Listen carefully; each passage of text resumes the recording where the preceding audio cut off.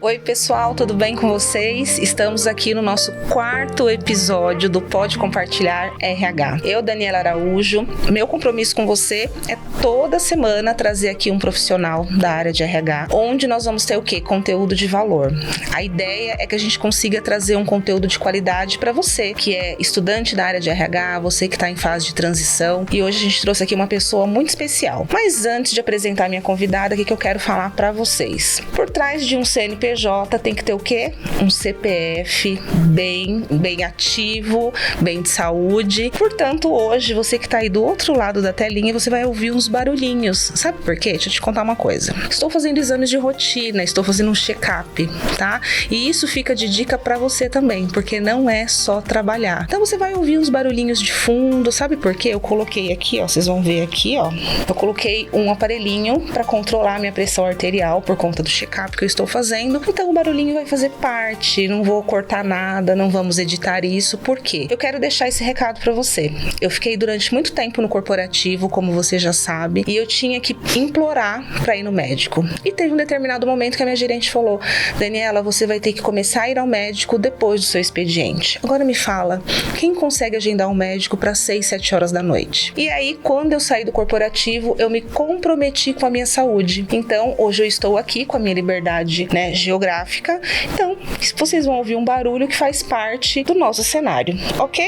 Vou apresentar agora a minha convidada aqui do nosso quarto episódio. Ela é casada com o Henrique, mãe da Giovana, 17 anos, e do Pedro, de 3 anos. É uma consultora de RH, assim como eu. A expertise dela é implantação de sistemas de gestão de desempenho organizacional. Ela vem aí de uma experiência na área de RH, já liderou projetos bem-sucedidos, né, empresas de vários setores, e ela cresceu na periferia de Santo André, onde o que levou, né, a motivação para estudar veio da sua mãe. É um currículo bem grande, mas eu vou deixar ela se apresentar pra gente.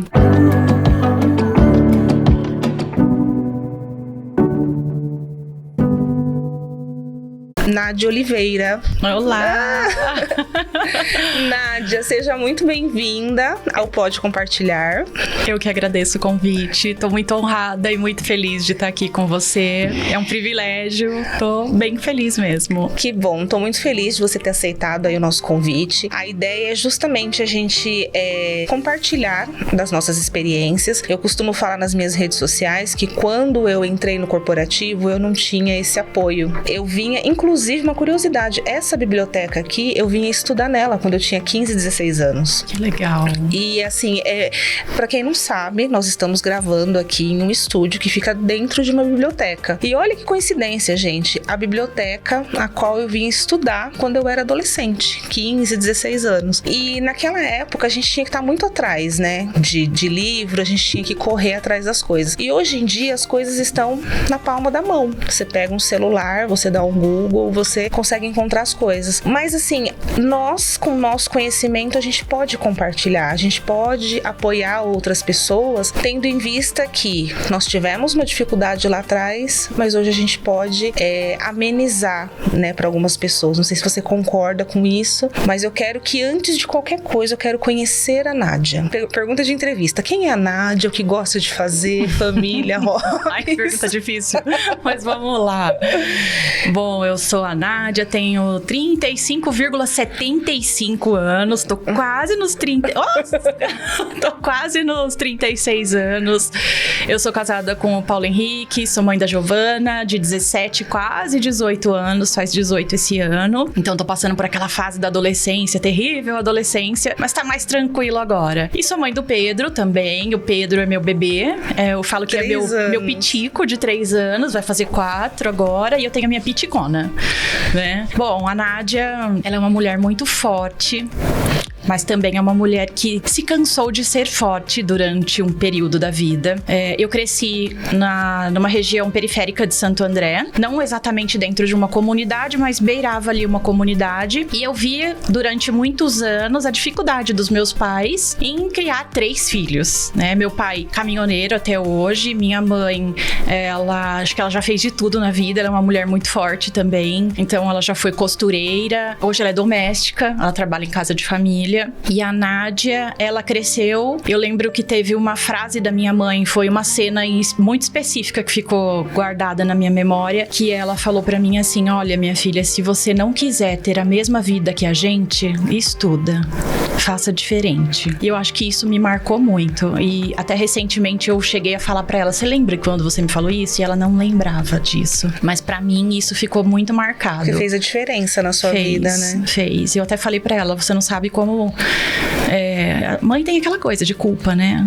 E talvez eu não fui uma boa mãe, isso e aquilo. Eu falei pra ela: não se culpa, porque você não sabe o quanto uma semente que você plantou ali foi o suficiente pra virar, pra colocar alguma coisa dentro da minha mente e me fazer querer ser mais. Então eu cresci com essa mentalidade de um dia eu... Pode falar palavrão? Que eu falei assim: eu queria ser foda. Não, mas a gente sempre quer, ser... Eu, no meu caso, assim, eu quero sempre superar os meus limites. Tem gente que fala assim: eu sou muito competitiva, eu quero ganhar de fulano, ciclano. Não, eu quero ganhar de mim mesmo, né? Então a gente fica nessa... Eu tive muito isso também dos meus pais, né? Meu pai fala assim: não, você tem que estudar, tá vendo? Eu trabalho num emprego que eu não gosto. E eu cresci vendo meu pai trabalhar em algo que ele não gostava. Ele se aposentou trabalhando em uma empresa que ele não gostava. Então eu falava assim: gente, eu não quero isso pra mim. Então tem algumas coisas que são referências, né? Você percebe isso também?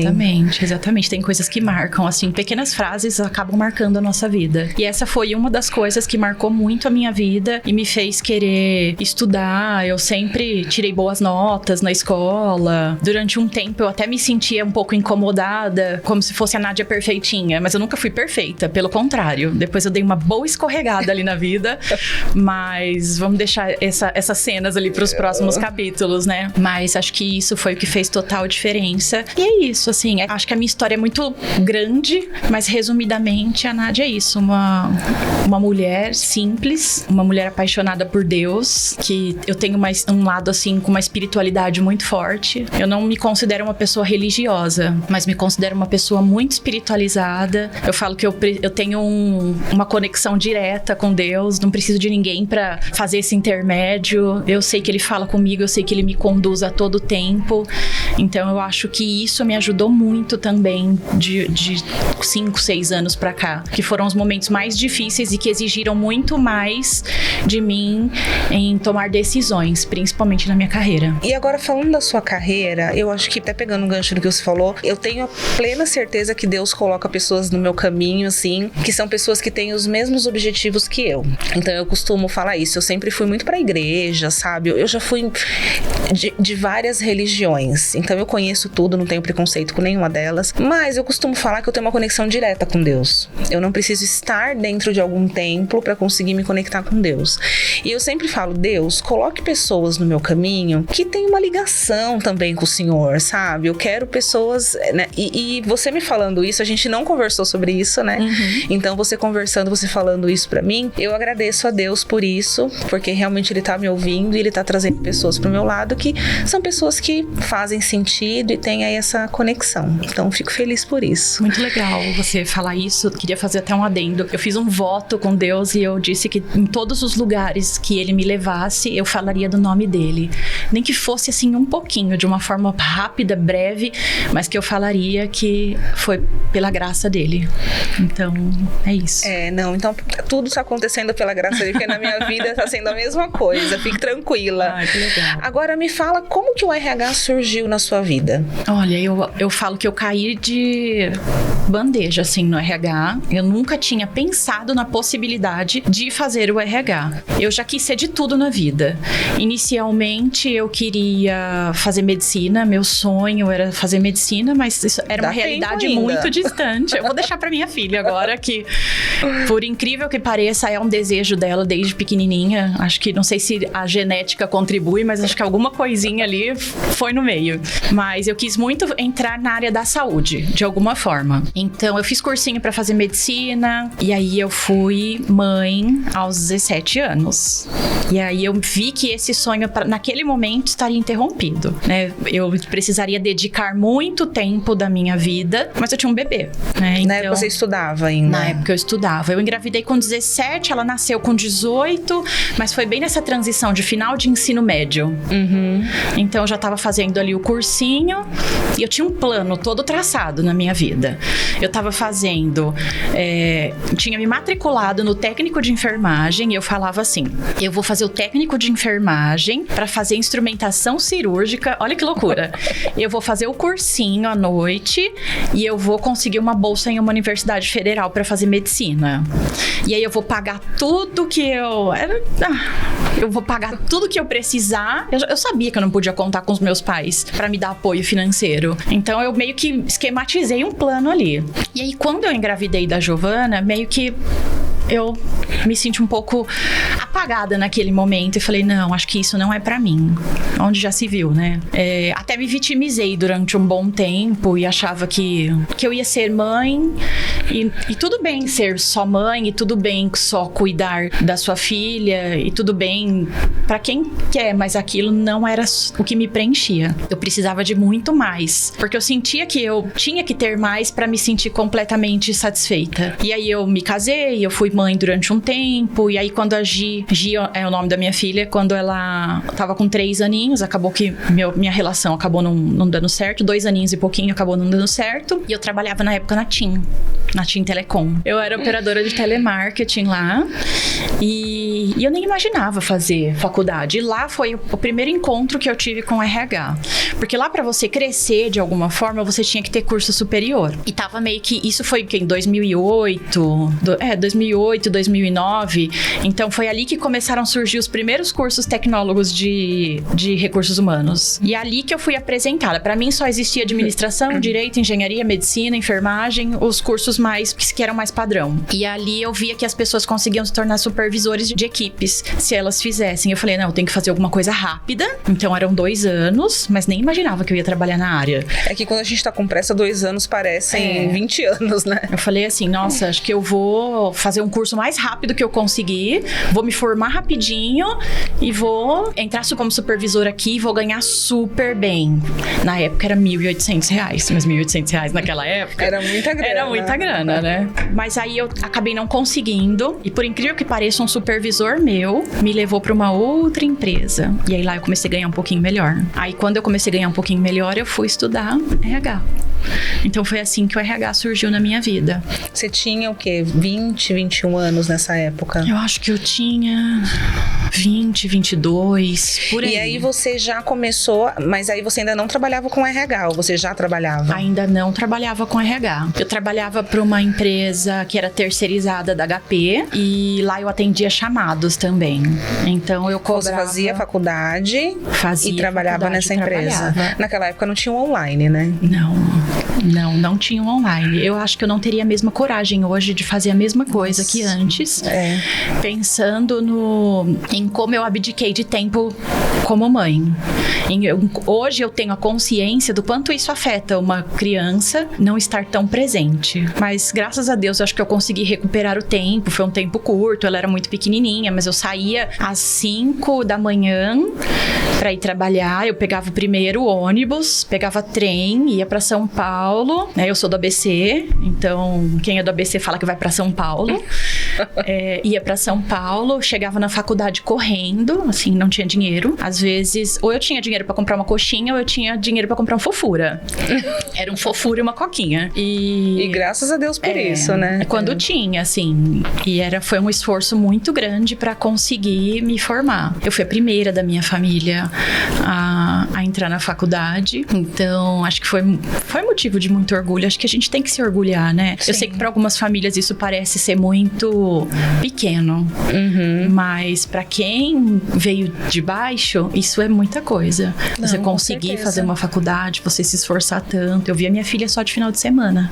Porque eu saía, ela tava dormindo. Eu chegava, ela tava dormindo. Eu chegava da faculdade, era 11h30, meia-noite. Então, foi um período bem difícil, assim. Mas a gente, quando é muito novo, a gente não tem essa consciência de que a gente tá perdendo um tempo tempo. Eu investi um tempo para poder dar algo melhor para minha filha. Mas hoje eu não tenho a mesma coragem. Hoje eu faço psicanálise, estudo psicanálise, mas eu estudo online, porque hoje eu não consigo abrir mão deste tempo com o meu filho para me dedicar a algo. Então hoje eu falo que a gente vai girando os pratinhos. Um pouco eu sou profissional, um pouco eu tô aqui com a minha família, um pouco eu tô aqui com o meu marido, um pouco eu tô me dedicando aos estudos, mas eu tenho certeza que eu tô construindo alguma coisa muito bacana. Não, e o bacana é que a gente consegue agora ter essa percepção, né? Então, peraí, não, agora eu não vou trabalhar, eu vou estudar. Agora eu não vou nem trabalhar, nem estudar, eu vou ficar com a minha família. Então, quando a gente não está no corporativo, foi até o que eu falei no início, né? Eu tive uma gestora que ela queria colocar os horários que eu ia marcar médico. Como que eu consigo falar, olha, eu só posso às 20 horas o médico, né? Então, a gente começa a ter algumas coisas que você fala, gente, isso não tá de acordo com os meus valores, né? Parece que a gente vai ficando meio seletivo à medida que a gente vai ficando mais velho. Mas quando foi efetivamente que você conseguiu entrar na área do RH? Você terminou a faculdade? Quando você falou assim, puxa vida, hoje realmente eu trabalho com RH. Como que foi isso? Na mesma empresa. Primeiro semestre de faculdade, eu queria ser notada. Então... Quem nunca, né? Eu era aquela aluna muito chata. Gente, se fosse hoje, eu era aquela aluna muito chata, assim, bem CDF. Que a turma, quando eu levantava a mão pra perguntar alguma coisa, pessoal, a turma lá vai vai ela outra vez. Ai, na minha sala tinha essas pessoas também. A mais insuportável. Eu bati na porta do diretor da empresa e falei, olha, eu estou estudando RH e com todo orgulho. Eu quero muito uma oportunidade, me dá uma oportunidade de entrar na área.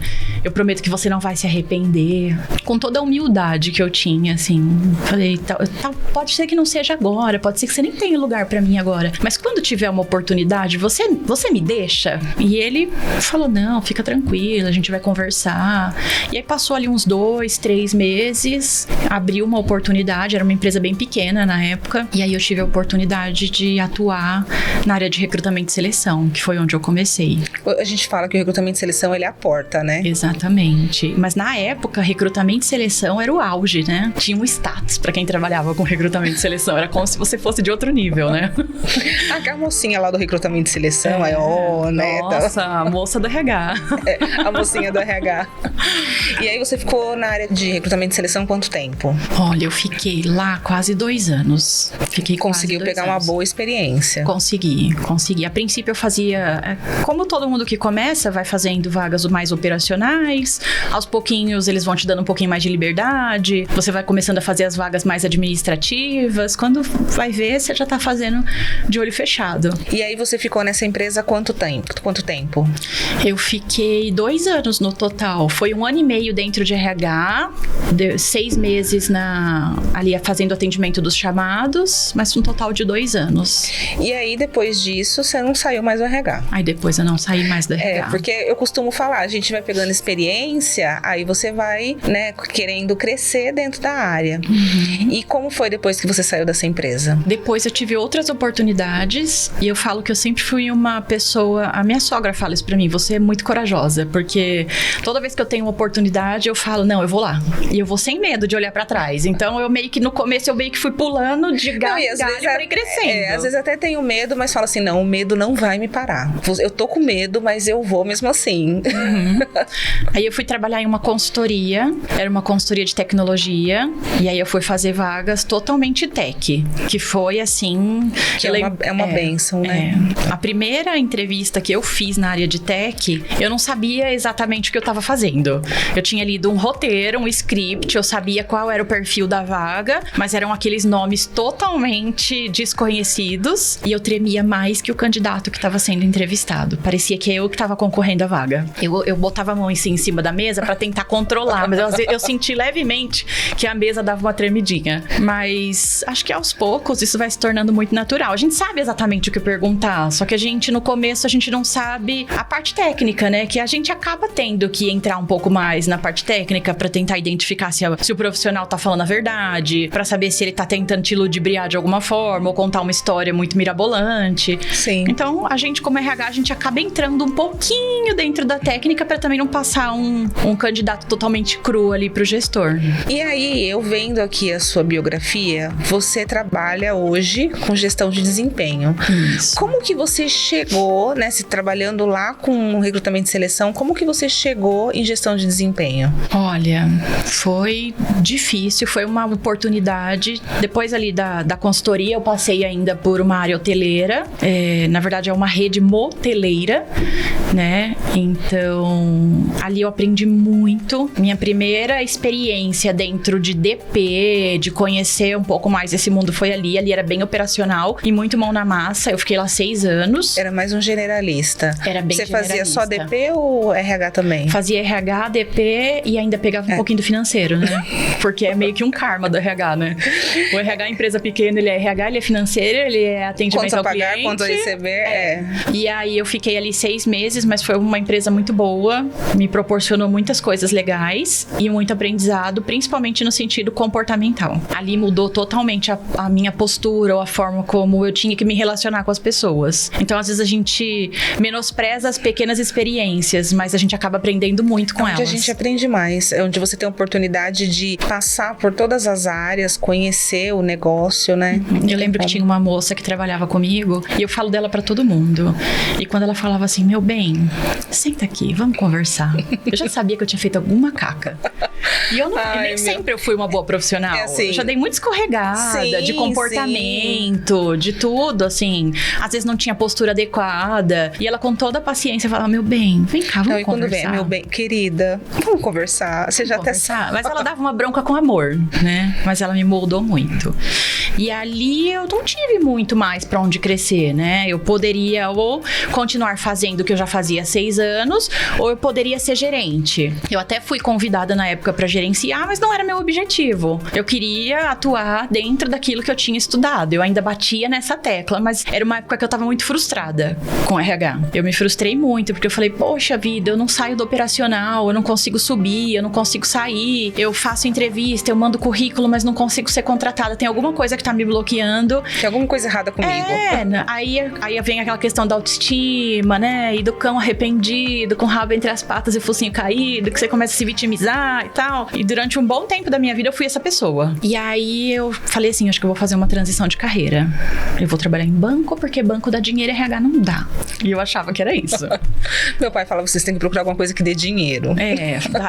Eu preciso de dinheiro, eu tô cansada de tapinha nas costas, vamos fazer o que dá dinheiro. Aí fui lá, estudei, me certifiquei, tirei certificação pra CPA 20, pra conseguir ser bancária e tal. Gente, você fez tudo isso ainda? Fiz. Isso foi lá em 2018, 2019. Na primeira prova eu não passei, chorei horrores. Fui lá e um amigo meu, que ele é assim, ele é muito fera, muito fera na área bancária. E ele falou assim, vem aqui comigo que eu vou te dar o meu curso pra você e você vai passar na prova. E eu fui lá e aí eu passei na prova. E a prova era muito cara na época. Tinha que pagar. Tinha que pagar cada certificação. Era R$575 na época. Mas pra quem não tenho... Eu falo, pau pra dar no gato? Mas você, mesmo não tendo experiência, a certificação, ela poderia te ajudar de alguma forma? Poderia. Hoje, pra você atuar na área bancária, você precisa ser certificado. Antigamente, você não precisava. Tanto que algumas redes bancárias bem grandes deram um prazo para os colaboradores se certificar. Então, por exemplo, para aqueles que estavam dentro das agências, que queriam fazer o atendimento, tinha que ter no mínimo a CPA 10. Para gerentes ou cargos mais elevados, tinha que ter no mínimo a 20. Entendi. E a pessoa aqui falou assim, não, eu não vou tirar 10, eu vou tirar 20 de cara. Mas você, tirando a certificação, você conseguiu atuar em banco? Eu quase consegui. Quase. Mas é aí que tá o pulo do gato. Porque eu cheguei a fazer uma entrevista no Banco Safra. Nossa, que banco, no Banco Safra. No Banco Safra. Eu fui muito cara de pau. Porque eu mandei mensagem pra uma pessoa através do LinkedIn. E eu lembro que o Rafa falava assim pra mim, Nadinha, se você quer entrar, você tem que ter atitude. Porque banco é comercial. Então vamos lá, você tem que ter atitude. Vamos pegar essa coisa. Aí eu entrei lá e eu ia no LinkedIn mandando mensagem pra todo mundo. E aí eu olhei lá uma moça e falei pra ela assim, oi, tudo bem? Eu sou a Nádia, eu vi que você tem uma amiga em comum comigo, que é o Rafa, e eu acabei de me certificar. E eu gostaria de saber se eu posso passar na sua agência pra gente poder bater um papo e eu me apresentar profissionalmente pra você. Ou seja, você já tava no Ele falou que tinha que ter atitude, eu fui. Eu tô quase Pablo Marçal fazendo entrevista com o entrevistador. E aí ela me respondeu. Ela falou, olha, vem, pode vir. E aí eu fui lá e eu não tinha nem roupa pra isso, né? Porque Banco Safra... Nem roupa pra esse evento. Eu não tinha roupa pra aquele evento, né? Eu lembro que eu fui lá e comprei um escarpão preto e um vestido tubinho. Falei, eu vou lá. E aí fiz a entrevista com ela e depois ela me deu retorno. Olha, hoje eu preciso que essa pessoa é uma vaga gerencial, você ainda não tem a experiência, mas eu gostei tanto da sua atitude. E foi bem isso que ele falou. Eu gostei tanto da sua atitude que eu quis te receber. E aí, passado assim, algum tempo depois, ela me ligou. Falou, olha, eu não tenho... Naquela época eu precisava de alguém com mais experiência, mas agora eu tenho uma vaga de analista. Você quer vir? E aí eu falei assim, poxa, eu acabei de aceitar uma proposta pra trabalhar em RH. Hoje é meu primeiro dia. Eu não posso deixar eles na mão. Mas foi a melhor decisão que eu tomei, porque foi ali que o jogo totalmente virou dentro da minha carreira em RH. Eu fui trabalhar em uma empresa que estava começando e ali foi uma oportunidade de implantar um RH do zero. Foi assustador. Mas pra quem é do RH, ter a oportunidade de pegar uma empresa e você conseguir implantar, nossa, colocar isso no currículo é fantástico, né? E eu não sei se é meio que um karma meu, mas eu só pego a empresa onde eu tenho que implantar, começar do zero. O pior é que tem uma hora que você fala assim, gente, mas eu já fiz isso, eu quero fazer coisa nova. Eu quero fazer coisa diferente, mas eu peguei algumas empresas e alguns projetos que eu tinha que fazer isso, exatamente isso. E eu sou relativamente muito boa em fazer isso, em criar processos, em transformar processos, em organizar a casa, em estruturar tudo. Então, eu acho que isso acaba sendo um ponto positivo pra mim. Ali eu construí do zero mesmo. E agora, o que é, se for pra gente explicar pras pessoas que estão assistindo a gente, o que é a gestão de desempenho? Gestão de desempenho é você identificar no seu colaborador quais são as potencialidades, aquilo que ele tem de melhor, e você identificar aquilo que ele precisa desenvolver. A gestão de desempenho, ela é muito mais do que só uma avaliação de desempenho. E a gente percebe que as pessoas acham que é praticamente a mesma coisa. Mas um sistema de gestão de desempenho, ele é um pouco mais complexo. São muito parecidas, mas um faz parte do outro e um complementa o outro. E como que a gente consegue fazer isso? Você trabalha, então, junto com o DP e junto com o RH, porque a gente precisa desenhar esses processos, analisar o cenário num todo. Porque se a gente tá falando de desempenho, a gente tem que ver turnover, absenteísmo, tem que ver todos esses números. Todos os indicadores. Uhum. Na verdade, eu meio que criei um método meu, que é o método íntegros.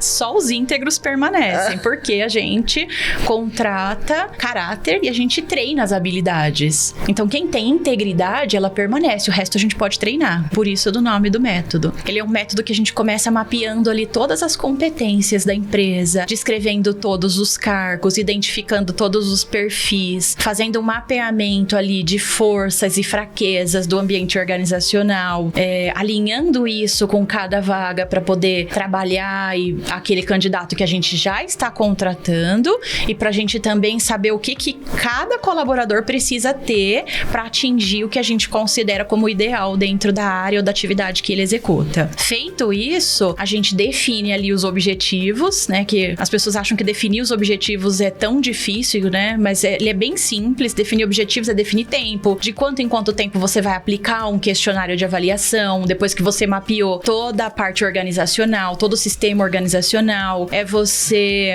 definir que método de mensuração você vai utilizar, se você vai utilizar uma escala gráfica, se você vai utilizar um método misto para você poder avaliar. Vamos lá, o que mais? Você vai estabelecer alguns critérios para tomada de decisão. Então vamos lá, e qual é o percentual que eu considero que é o ideal para um colaborador meu tá dentro de uma performance legal? Eu quero que ele tenha uma nota na avaliação que seja 8. Tá, se ele tirou 8, o que eu faço com ele? Porque não adianta a gente fazer avaliação de desempenho por fazer. É a mesma coisa que fazer pesquisa de clima se você não tem possibilidade de mudar o ambiente. Sim. Acaba sendo um desperdício. Então a gente vai estabelecendo esses critérios, o que não é aceitável, o que não está bom, mas a gente ainda pode dar uma chance, treinar, capacitar, o que tá dentro da média, né? Mas significa que a pessoa ainda pode melhorar, e o que tá em nível de excelência. Então, para cada uma dessas notas, a gente vai estipular uma ação. Então, essa ação, ela pode ser capacitação, ela pode ser um aumento salarial, ela pode ser uma promoção, ele pode estar preparado para uma linha de sucessão dentro de um plano sucessório dentro da empresa. Então, o sistema de gestão de desempenho, ele é muito mais complexo. E com base ali nos resultados, depois de tudo tabulado, e você ter ali todos os indicadores do que está performando, dos pontos em comum dentro da empresa que precisa performar melhor ou que precisa melhorar, você consegue fazer um levantamento de necessidade de treinamento e capacitar o seu time para que ele possa ter uma performance melhor dentro da tua operação. Entendi. Eu faço implantação de RH em algumas empresas e eu percebo muito que a gente tem um problema de mentalidade a nível gestão. Então, às vezes a empresa chama, eu quero fazer implantação de RH, o meu colaborador não tá entregando, ele não tá performando. Só que quando a gente começa, o buraco é mais embaixo, como dizem por aí. Geralmente é cultura. A gente tem a questão da cultura, a gente tem aquele líder, aquele gestor, que ele era da operação, ele subiu para um cargo de gestão, ou seja, ele é bom tecnicamente, mas ele não tem um perfil de liderança. Então, como ele não tem esse perfil de liderança, entra um colaborador, ele acha que o colaborador já tem que entrar jogando. Só que a gente tem que entender que tem a cultura da empresa, é um processo de adaptação. Como que você vê isso? Essa gestão de desempenho é uma coisa que a gente consegue trabalhar de cima para baixo? Olha, que pergunta, hein? Olha, o que eu vejo muito hoje dentro das empresas são pessoas que são boas nas atividades que elas executam, mas que elas não estão preparadas para serem líderes. Eu acho que uma boa parte das empresas, principalmente pequenas e médias empresas, isso acaba acontecendo com muita frequência. E as pessoas não estão preparadas. Hoje, recentemente, eu vi até em uma empresa muito grande, através de um conhecido, uma empresa multinacional em mais de 12 países que tinha ausência de processos. Eu acho que os processos, eles são a base para qualquer tipo de empresa, cultura, inclusive cultura, ela poder performar bem. A gente começa desde lá do período do onboarding, quando o candidato, a forma como você recebe ele para fazer uma entrevista, a forma como ele entra, como ele é recepcionado, se existem processos para fazer o processo admissional, ou se o colaborador chega e não tem o mínimo para que ele possa ser recebido. Não sabe nem onde sentar, não sabe onde tem sentar. Nem lugar. Às vezes ele espera 3, 4 dias para ter uma máquina. Eu já vi empresas que o colaborador chegou e ficou 15 dias sem ter acesso a um e-mail. Eu já vi gestor que ficou quase 40 dias sem ter acesso ao ponto eletrônico do colaborador e ele não tinha como fazer uma escala. Então, esses pequenos processos, se eles não estiverem alinhados, isso vai interferir em todas as outras áreas da empresa, porque eu acho que as pessoas falam muito que o RH ele é o coração da empresa, mas eu acho que o RH é a cabeça da empresa, ele não é o coração, porque o coração a gente só age pela emoção e a gente precisa planejar e estruturar tudo muito bem para que com base nesses processos ali se evoluam as lideranças, a gestão, todos os sistemas dentro da empresa. Então eu acho que isso é o mínimo, assim, e o básico sendo bem feito é o que vai garantir o maior percentual de sucesso ali para uma empresa. E é bacana a gente falar disso do RH, porque o pessoal sempre fala, né, que o colaborador gosta de ir no RH pra chorar, né? Ai, porque aqui cuida das pessoas e não sei o quê. E eu já vivi muito isso.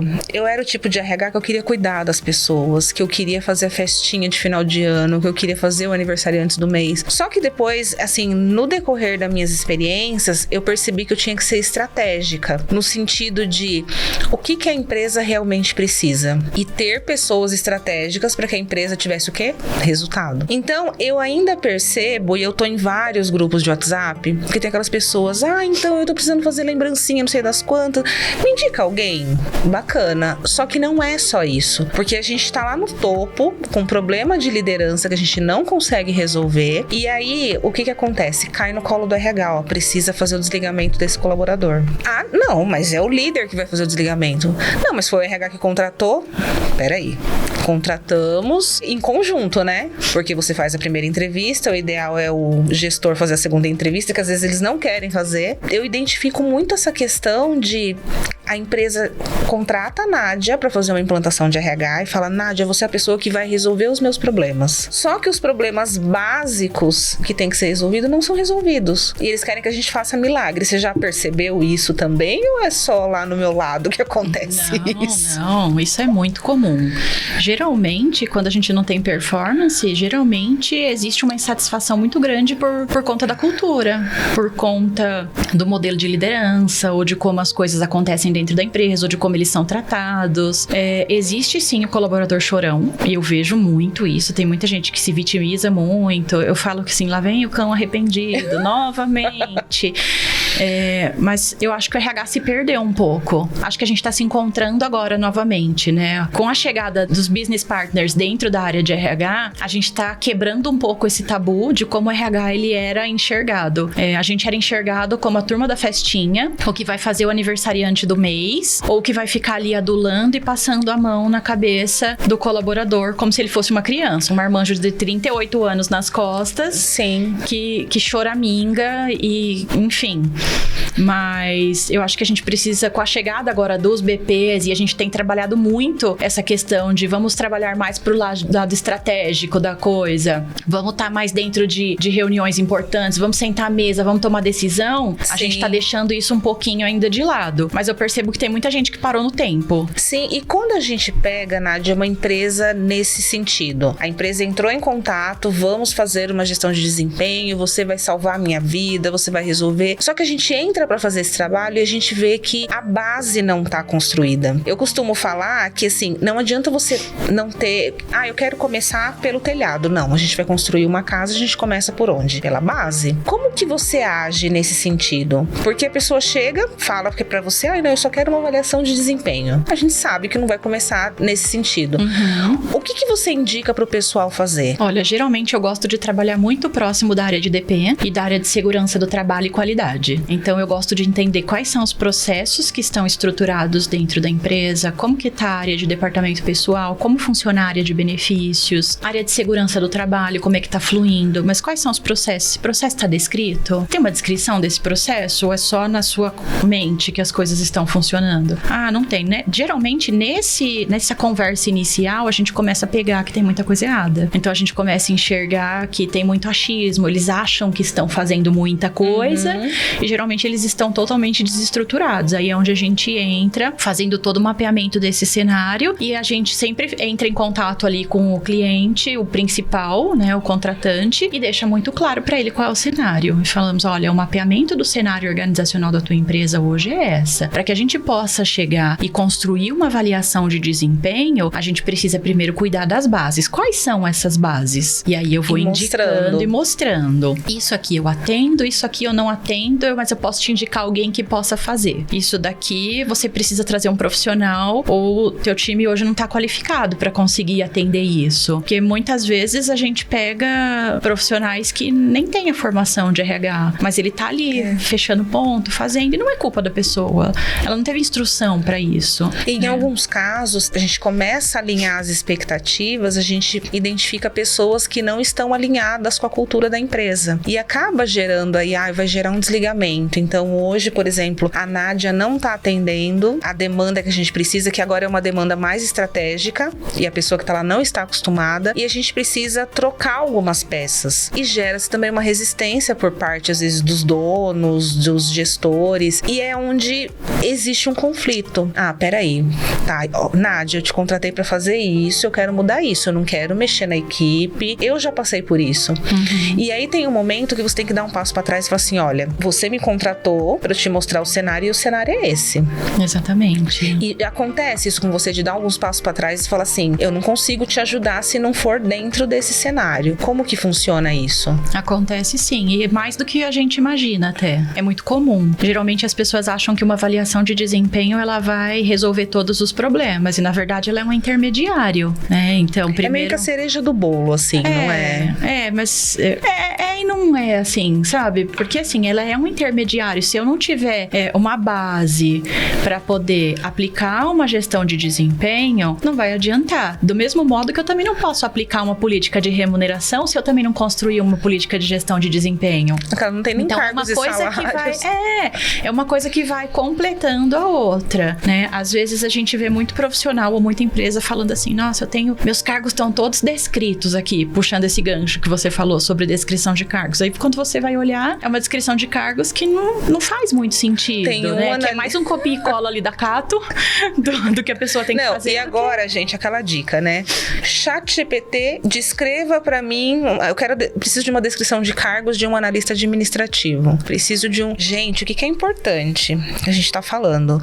O ChatGPT, ele não substitui a mão humana. Exatamente. O analista administrativo que eu tenho naquela empresa alimentícia, ele tem uma demanda que o analista administrativo de uma consultoria, assim, as demandas, as atividades são diferentes. Então é importante a gente deixar isso também, que as pessoas falam assim, não, pra que eu vou contratar a Nádia pra cargos e salários? O ChatGPT faz. Exatamente. E isso também é um ponto importante. Pra que avaliação de desempenho? Não, eu dou um Google aqui, dou um ChatGPT. Então, as pessoas precisam entender e começar a profissionalizar o negócio delas. Então, eu pego muito essa questão também. Eu tive uma cliente que ela falou assim, não, Dani, mas isso aqui o ChatGPT faz. E não.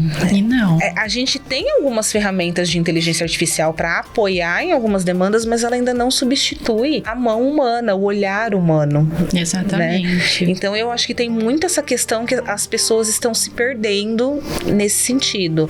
Do achismo, daquela pressa, daquela entrega. E eu já cheguei e já demiti cliente, né? A gente fala assim, meu amigo, desculpa, eu tô aqui há 3 meses tentando te mostrar o cenário, você não consegue ver ou tá não querendo ver, mas por quê?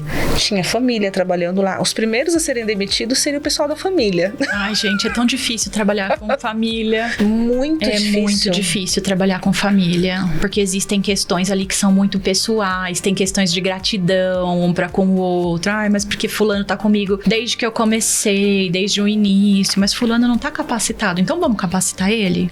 Não, eu trabalhei em uma empresa... Vamos ensinar? Eu trabalhei em uma empresa que era extremamente familiar, um casal, os filhos, e um dos filhos, ele não tinha o perfil nenhum pra demanda. Ele era uma pessoa, assim, muito inteligente, mas ele não queria estar ali. E aí, quando eu fui conversar com o pai dele, eu falei, olha, não dá, ele não entrega, ele atrapalha. Ele falou assim, Daniela, eu tiro qualquer um da empresa, menos o meu filho. Então, assim, é o tipo de empresa que não quer mudar. Eu falei assim, se você quer continuar com ele, deixa ele em casa, você continua pagando o salário dele, né? Agora, pra ele estar aqui, tá empatando ali o meio de campo, porque eu sou a pessoa do resultado. Não adianta, você pode falar assim pra mim, Daniela, eu vou te pagar 20 mil reais pra você vir aqui, você fica sentada. Não, eu não quero, eu quero ver o resultado. E ali foi uma empresa que eu fiquei acho que uns 6, 7 meses. Sabe quando você sente que você tá patinando no negócio e não vai? E aí eu falei, demito esse cliente, não quero. A gente precisa estabelecer alguns limites. Eu acho que principalmente para quem trabalha com a consultoria, estabelecer limites até onde eu posso ir, até onde eu consigo modificar o ambiente, ou eu consigo identificar que dali para frente eu não consigo mais. Então, entender em que pé você tá ali do seu relacionamento com o seu cliente, eu acho que é fundamental. Eu sou do tipo de pessoa que eu preciso fazer bem feito. Sim. Para fazer de qualquer jeito, eu não preciso sair da minha casa, eu não consigo aceitar um projeto se eu não vou ver um resultado bacana. Fazer por fazer ou fazer só por dinheiro. Então, reconhecer quais são esses limites e entender que dali pra frente eu não consigo mais e demitir o cliente é importante também. O teu nome é a tua marca. Sim, a gente tem que aproveitar agora, né, Nádia, que a gente pode demitir os clientes, né? Porque quando a gente tava no CLT, não podia, a gente tinha que estar ali engolindo tudo. Agora, né? E agora você tá como consultora. Sim. Você tem quanto tempo que saiu do corporativo? Oficialmente, eu saí do corporativo tem um mês. Mas já tem um ano que eu tô trabalhando, atendendo tanto como CLT e quanto pegando projetos. Então tem um ano que eu tô ali nessa, regulando os pratinhos. Mas chega um momento da carreira que se a gente não se dedicar por completo naquilo que é o nosso sonho, não vai. Chega um momento que a gente se vê em um impasse. Se eu não vou conseguir dar um passo a mais à frente, eu não vou conseguir me dedicar totalmente ao meu cliente, eu não quero fazer nada pela metade. Então, para que aconteça de uma forma clara, transparente com o meu cliente, para que eu possa entregar algo de qualidade, eu precisei dar esse passo. E não foi fácil, porque eu abri mão de um salário bem bacana, de uma empresa muito boa, com ótimos benefícios, mas eu não acho que eu perdi. Eu acho que eu ganhei. Apesar de abrir mão de toda a segurança que o CLT me traz. Que a gente acha que é uma segurança. A gente acha que é uma segurança. Mas eu acho que eu tenho ganhado muito com isso. Então, pra mim foi um passo assim que eu levei um bom tempo. Já fazem uns 4 anos que eu queria fazer isso. Você e eu tava sempre pensando. ficava naquela, né? Poxa, eu sou boa nisso. As pessoas me pedem conselhos sobre isso, as pessoas me procuram. Às vezes as pessoas saíam da empresa e me ligavam. Oi, tudo bem? Então, eu tô em tal lugar e eu preciso saber como é que faz isso, isso e isso. E aí eu falava que eu ia tomar um cafezinho, eu dava mentoria de graça, era um café sem Pix. Agora eu só resolvi fazer o meu café com Pix. Então é o meu café. É um bom nome pra mentoria esse, né? Café com Pix. Café com Pix. É aquela mentoria, a Zora Viana fala que é uma mentoria cirúrgica. Ela é rápida, tem horário pra começar, geralmente é um dia, mas você senta ali, você toma um cafezinho, resolve. mas você sai de lá com Pix. Então... Não, bem bacana. Nádia, a gente tá chegando quase na nossa reta final, ó. Que delícia. E passou, mas só que ainda assim, tem tanta coisa pra contar. a gente vai precisar da segunda parte. Então, tem um mês que você saiu do corporativo e hoje quais são os tipos de serviços que você presta como consultora? Hoje eu tenho atuado mais na parte voltada para gestão, implantação de gestão de desempenho, implantação de planos de remuneração estratégica também. Foi um super desafio, mas eu tive a oportunidade de implantar por completo e eu vi que deu certo. Então eu sou uma pessoa muito rápida, assim. Eu vi que deu certo, eu vou lá e descrevo o processo. Então já descrevi ali, eu já tenho meu método pra coisa também. E muito em breve eu vou agora lançar a minha mentoria oficialmente. Vai ser uma mentoria online do método Íntegros, onde eu vou ensinar profissionais de RH que têm a base teórica, mas que não sabem por onde começar na prática a fazer uma implantação. Então eu quero fazer o passo a passo, desde o começo, desde ensinar ele a mapear o ambiente organizacional, com todas as metodologias, com todas as ferramentas, desenhando e descrevendo todos os processos, mapeando todo o ambiente corporativo, até a gente deixar rodando ali os primeiros ciclos, levantar as necessidades e capacitar. Então minha mentoria vai ser totalmente voltada para isso. Não, bacana. E você, hoje, as empresas te encontram onde? Rede social, Instagram, LinkedIn? Qual o seu arroba, né? Agora sim, Qual que é o seu arroba? Gente, eu tô na palma da mão agora, viu? Na palma da mão com o celular. Eu tô no Instagram, eu tô no @Nádia Oliveira Consult, tô também no LinkedIn, que é... Nossa, gente, LinkedIn eu não vou lembrar agora de cabeça, mas é quase a mesma coisa, mas tá invertido. Lá no Linktree que tem no Instagram, você encontra todas as minhas redes sociais, todas as mídias. Tô no TikTok, tô no LinkedIn. Eu só não tô fazendo dancinha, mas até no TikTok eu já tô. Eu tô no TikTok, eu só não consigo movimentar a conta, mas eu tô lá. Eu sou mais da galera do LinkedIn e do Instagram. Aí, às vezes, eu fico muito no LinkedIn e deixo o Instagram. Aí eu vou tentando equilibrar uns pratos, né? Eu percebo que a gente hoje, a minha conexão hoje, ela vem muito mais por parte do LinkedIn do que das outras mídias. Mas em contrapartida, a garotada mais nova, principalmente aqueles que estão se formando em RH agora, que precisam dessa força, da mentoria para alavancar ali a carreira, eles estão muito no TikTok. Então, acho que a gente tem que ir se inserindo um pouco em cada ambiente. A gente tem que acompanhar essa rapaziada, mas é difícil pra acompanhar, né? É difícil pra acompanhar. Porque cada hora aparece uma rede social nova, então o negócio é bem complicado. Agora tem um outro novo também, Threads, eu não sei nem pronunciar. Então, nesse eu tô aí, o que eu coloco no Instagram, eu já compartilho lá. Gente, eu sou muito anos 80. Não, eu também, então, é bem complicado. Mas, Nádia, eu quero te agradecer e, assim, eu quero que você deixe um recado pras pessoas. A gente sabe, quando eu saí do corporativo, foi pensando muito nos meus filhos, tanto que a pandemia me deu um empurrão, tipo, minha filha, agora é sua hora, vai. Se não fosse a pandemia, facilmente eu estaria no corporativo até hoje. Disso eu não duvido, porque eu vivi um luto mesmo, foram 3 meses de luto, assim, ai, gente, eu não queria sair, eu chorava. E eu tive meus motivos, e foi o que a gente falou, são algumas escolhas que a gente tem que fazer, né? Então, quando a gente faz uma escolha, a gente perde alguma coisa. Então, quando eu escolhi ser consultora de RH por conta dos meus filhos, eu perdi, entre aspas, uma segurança que eu teria no corporativo. Na minha cabeça, meu Deus, eu perdi mais de 15 anos da minha vida. Não, assim, foi um perder daquele sentimento, ai, acordo 5 horas da manhã e agora? O que eu vou fazer?